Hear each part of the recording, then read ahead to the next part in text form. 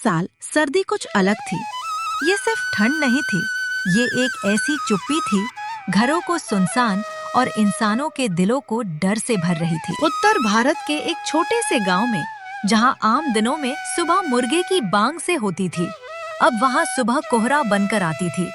पेड़ों की टहनियां सफेद हो चुकी थी, हवा चलती तो लगता हड्डियों तक उतर जाती, और रातें मानो खत्म होने का नाम ही नहीं लेती थी। इसी गांव में रहता था रामदास, एक गरीब, मेहनती और ईमानदार किसान। रामदास के पास बस थोड़ी सी जमीन थी, जो इस भयंकर सर्दी में बिल्कुल बंजर पड़ी थी।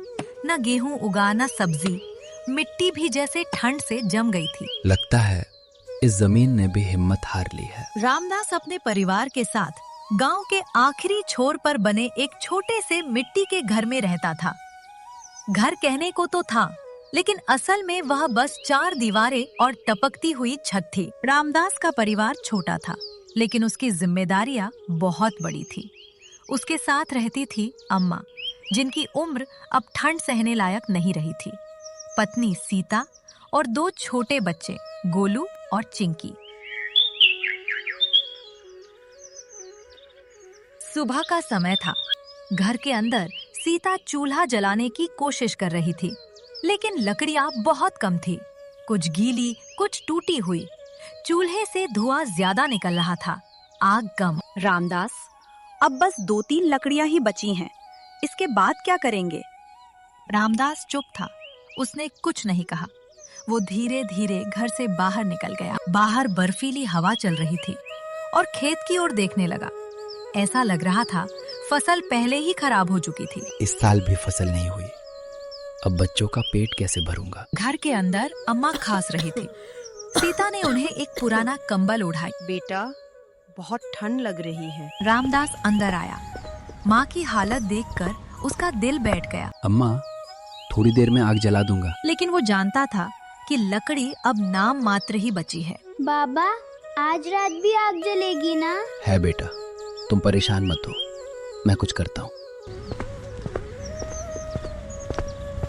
वो तुरंत उस सर्दी में बाहर गया और कुछ दूर जाके उसने कुछ सूखी लकड़ियां इकट्ठा करके घर ले आया, ताकि पूरी रात उसका परिवार अच्छे से सो पाए। घर के अंदर कुछ ही समय में गर्माहट आ गई और सब सो गए। क्या मैं अपने परिवार को इस सर्दी से बचा पाऊंगा? सुबह धीरे धीरे गांव पर अभी ओस पड़ी हुई थी, लेकिन सूरज का कोई नाम निशान नहीं था। कोहरा इतना घना था कि 10 कदम आगे भी साफ नहीं दिख रहा था। गांव की इकलौती चाय की दुकान, जो आम दिनों में हंसी मजाक से भरी रहती थी, आज ठंड से सिकुड़ी हुई थी। सामने एक छोटा सा आग जल रहा था।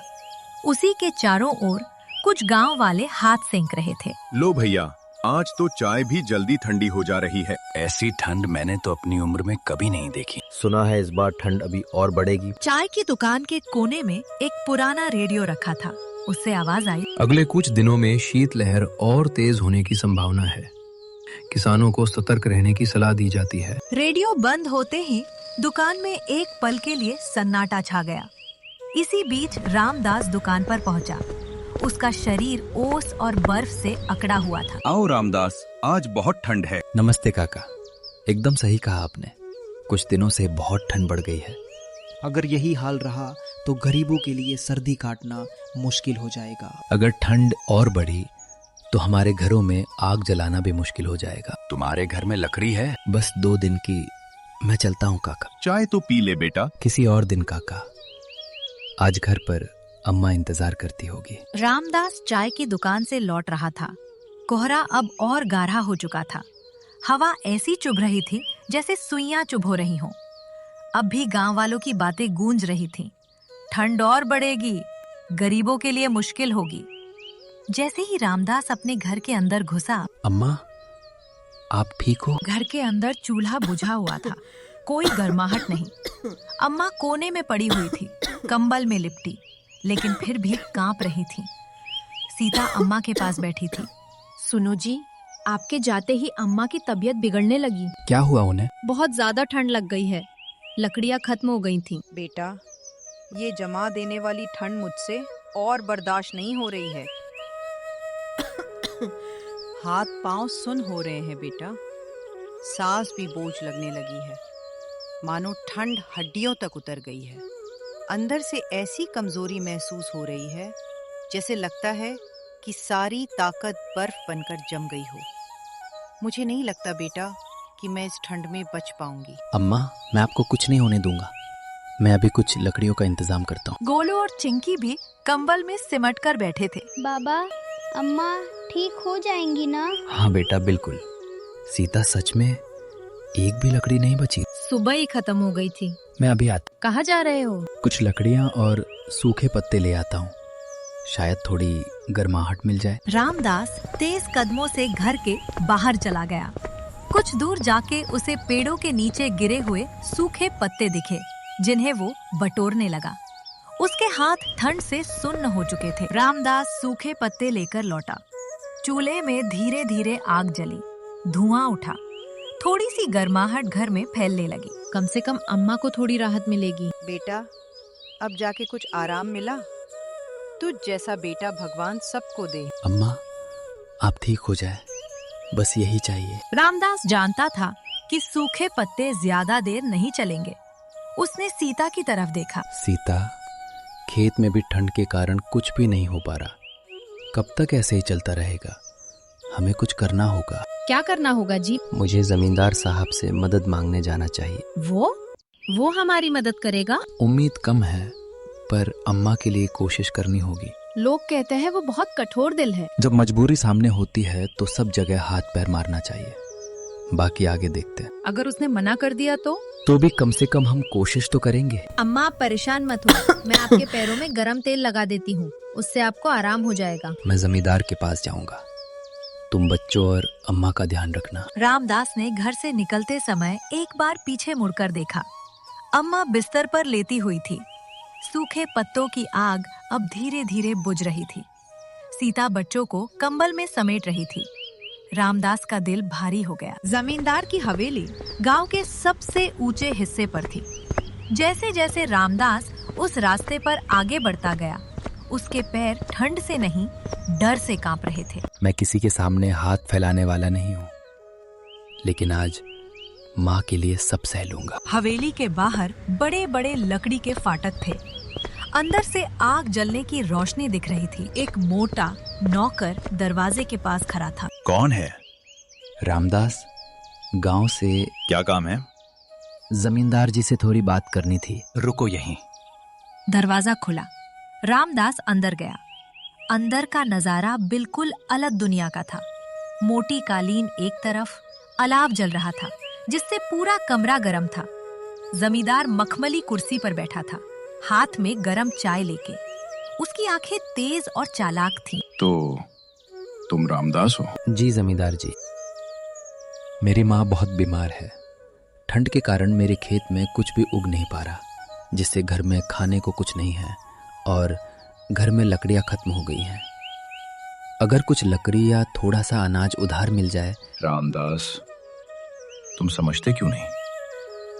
मेरे हालात भी कुछ अच्छे नहीं है।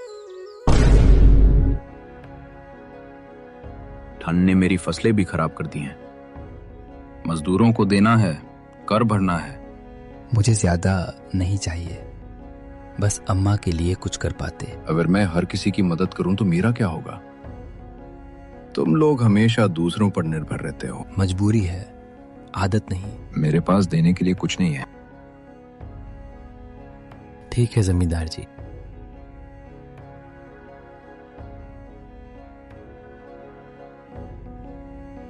चलो निकलो यहां से।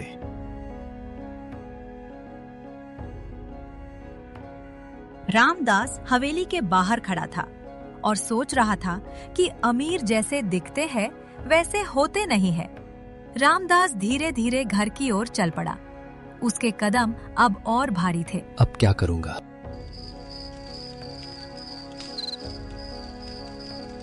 सूरज ढल चुका था। ठंडी हवा अब और तेज हो गई थी। रामदास जब अपने घर की दहलीज पर पहुंचा तो उसके कंधे झुके हुए थे। घर के अंदर से अम्मा की खांसी की आवाज आ रही थी। रामदास, तुम आ गए? बताओ, कुछ हुआ? अम्मा बिस्तर पर लेटी थी।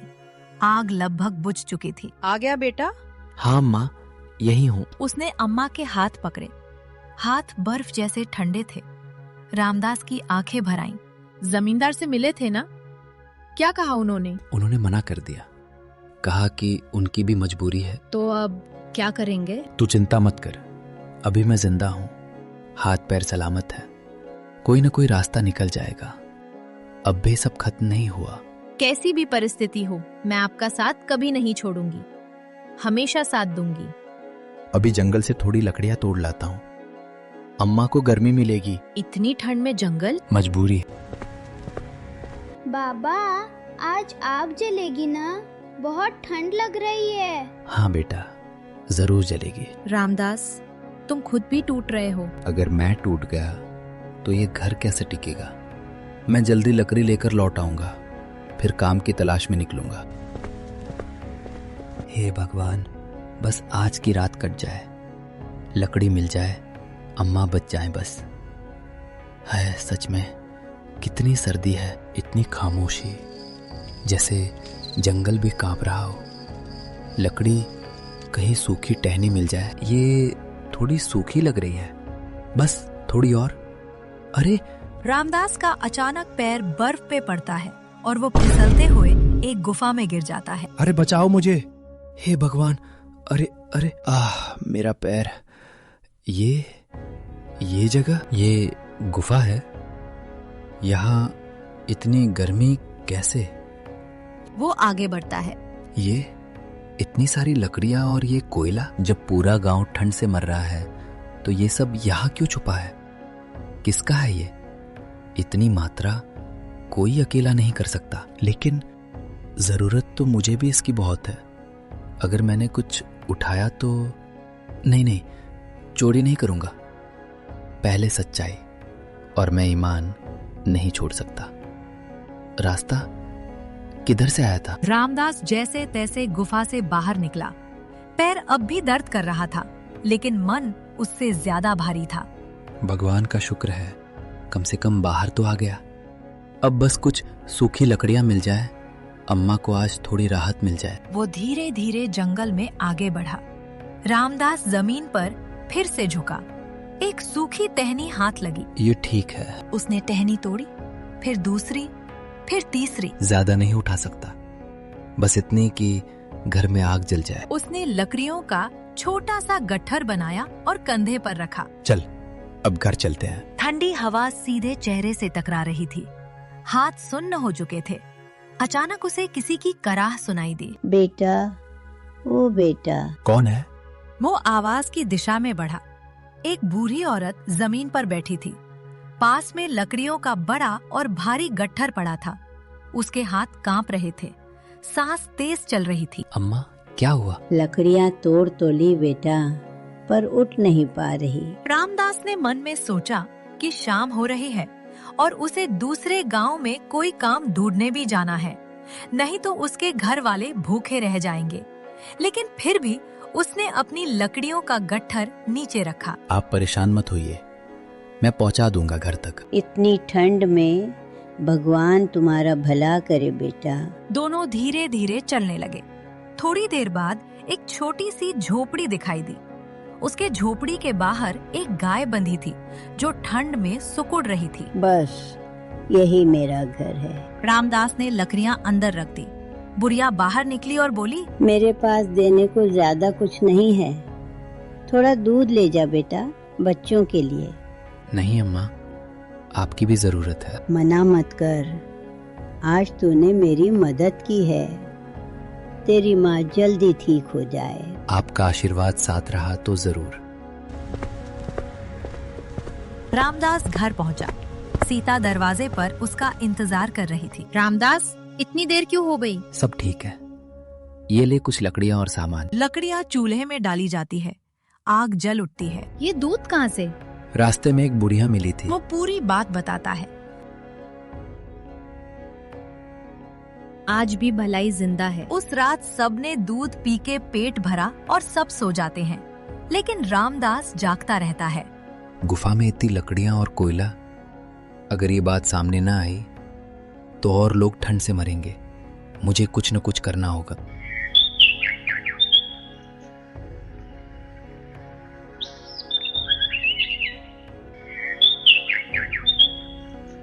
सुबह का उजाला अभी ठीक से फैला भी नहीं था। ठंड वैसी ही थी, लेकिन रात की तुलना में हवा थोड़ी शांत थी। गांव के लोग अभी चूल्हे जला ही रहे थे कि पूरे गांव में ढोल की तेज आवाज गूंज उठी। 2 सैनिक गांव की गलियों से गुजर रहे थे। एक के हाथ में ढोल था, दूसरा ऊंची आवाज में ऐलान कर रहा था, ध्यान दे, ध्यान दे। पूरे आज राजमहल में राजा साहब का दरबार लगेगा। गांव में फुसफुसाहट शुरू हो गई। जिस किसी को भी अपनी कोई शिकायत, फरियाद या बात राजा तक पहुंचानी हो, वो आज दरबार में आ सकता है। राजा खुद सुनेंगे? इतनी ठंड में दरबार? जरूर कोई बड़ी बात होगी। रामदास को लगा ये सिर्फ ऐलान नहीं था, ये उम्मीद की दस्तक थी। ये तो वही मौका है। वो तुरंत अंदर गया। सीता चूल्हे पर पानी गर्म कर रही थी। सुना तुमने? राजा का दरबार आज राजा से मिल सकता हूँ। लेकिन रामदास, ये मौका बार बार नहीं आता। महल बहुत दूर है। सच इससे भी दूर नहीं हो सकता। सीता, मुझे कैसे भी करके जाना होगा, क्योंकि ये हम सब की जिंदगी का सवाल है। इससे पहले ये सर्दी किसी की जान न ले ले। सीता ने रामदास को ठंड से बचे रहने के लिए एक टोपी निकल कर दिया। ठंड ज्यादा है। ये काफी है। रामदास ने घर की दहलीज पार की। उसने एक बार पीछे मुड़कर देखा।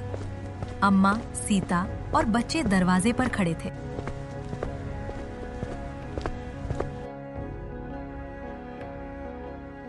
रामदास धीरे धीरे महल की ओर चलने लगा। थोड़ी देर बाद महल की ऊंची दीवारें दिखाई दी। राजमहल का विशाल दरबार खचाखच भरा था। ऊंचे खंभों के बीच मशालें जल रही थी। ठंड यहाँ भी थी, लेकिन आग और वैभव ने उसे दबा रखा था। राजा सिंहासन पर बैठे हुए थे। उनकी आंखें पूरे दरबार को पढ़ रही थी। आज का दरबार जनता की आवाज के लिए है। जो भी कहना चाहता है, डरे बिना बोलो। महाराज, मैं रामदास हूँ, इसी राज्य का एक गरीब किसान। ये सिर्फ मेरी बात नहीं है, ये पूरे गांव की है। क्या कहना चाहते हो रामदास? महाराज, इस भयंकर सर्दी में हमारा गांव टूट रहा है। लकड़ियां नहीं है, आग नहीं जलती। यहाँ तक कि मेरी बूढ़ी माँ ठंड से बीमार पड़ गई। महाराज, ये तो कुदरत की मार है। महाराज, अगर लकड़ियां होती तो कुदरत इतनी बेरहम न लगती। स्पष्ट कहो रामदास। महाराज, कल रात मैं जंगल गया था लकड़ी ढूंढने। तभी मेरा पैर फिसला और मैं एक गुफा में गिर गया। उस गुफा में लकड़ियों और कोयले का बहुत बड़ा भंडार छुपा है और पूरा जंगल धीरे धीरे खाली होता जा रहा है। इतनी सर्दी में? फिर गांव क्यों ठंड से परेशान है? क्या तुमने वो लकड़ी ली? नहीं महाराज, लकड़ियां और कोयला जैसे के तैसे पड़े हैं। सैनिक, तुरंत जांच करवाई जाए गुफा की। अगर वो लकड़ियां गांव वालों तक पहुंच जाए तो कई जिंदगियां बच सकती हैं। राजा कुछ पल चुप रहे, फिर बोले, रामदास, तुमने सच बोलने की हिम्मत दिखाई है। अगर ये सच निकला तो दोषी चाहे कितना ही बड़ा क्यों ना हो, सजा से नहीं बचेगा। रामदास चुपचाप खड़ा था। उसका दिल जोर जोर से धड़क रहा था। अगर मैं झूठा साबित हुआ तो मेरा परिवार, मेरा गांव। राजा ने तुरंत सेनापति को आदेश दिया। सैनिकों का दस्ता अभी जंगल की तरफ रवाना हो गया। सैनिक घोड़ों पर सवार थे। रामदास पैदल उनके साथ था। हवा सीटी मार रही थी। पेड़ों की टहनियां टकरा रही थी। यही जगह है। कदम संभाल कर। यहीं गिरे थे? हाँ, झाड़ियों के पीछे एक अंधेरा मुंह खुला था। ये तो गुफा है। इतनी बड़ी?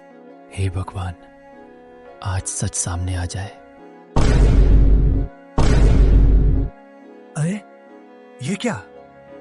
चारों तरफ सूखी लकड़ियों के ढेर, कोयले के पहाड़ देखने को मिले।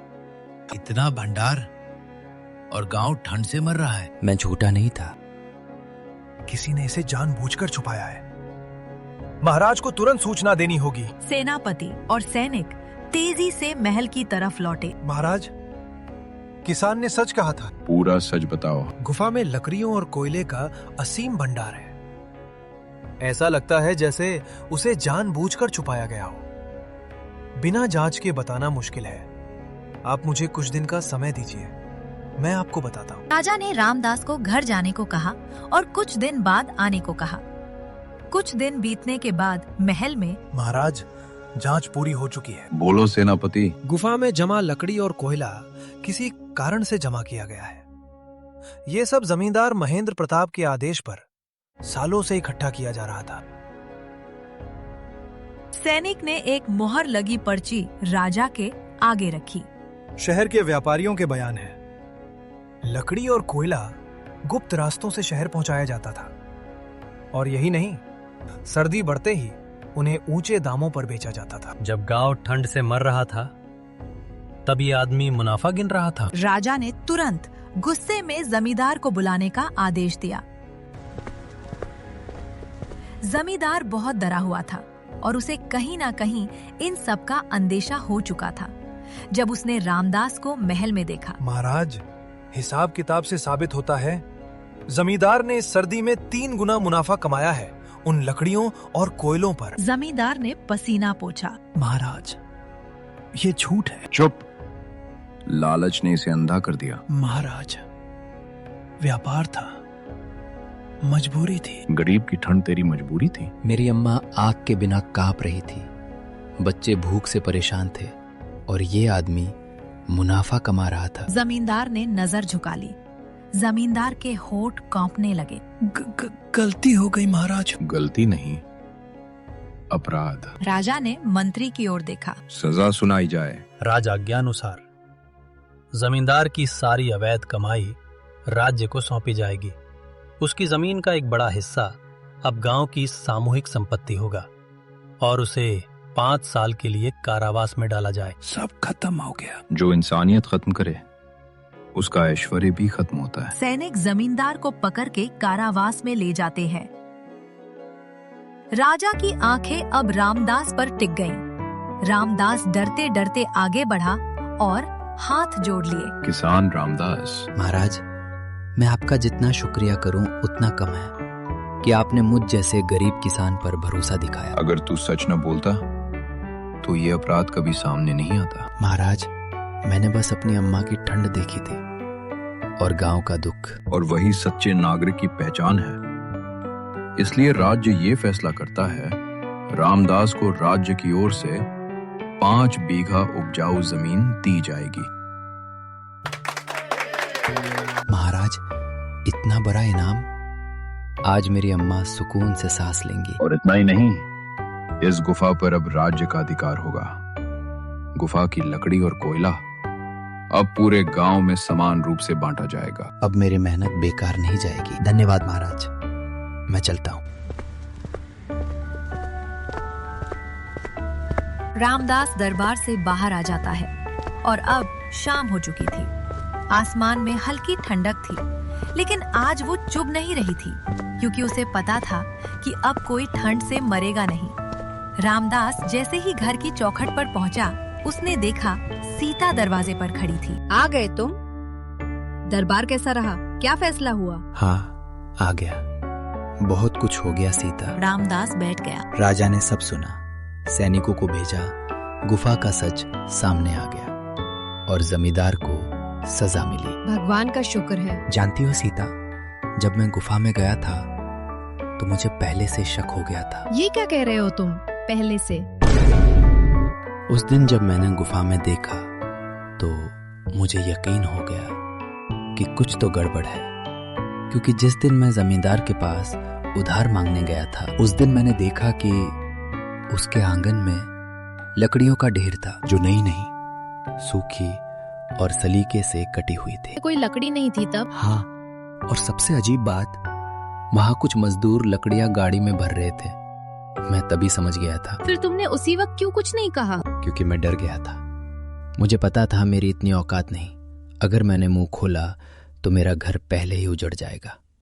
इसलिए मैंने राजा के पास जाना उचित समझा। मुझे तुम पर गर्व है। मैं बस इतना चाहता था कि हमारा परिवार और पूरा गांव ठंड से न कांपे। सीता ने अंदर आग जलाई और सबको राहत सी मिल गई।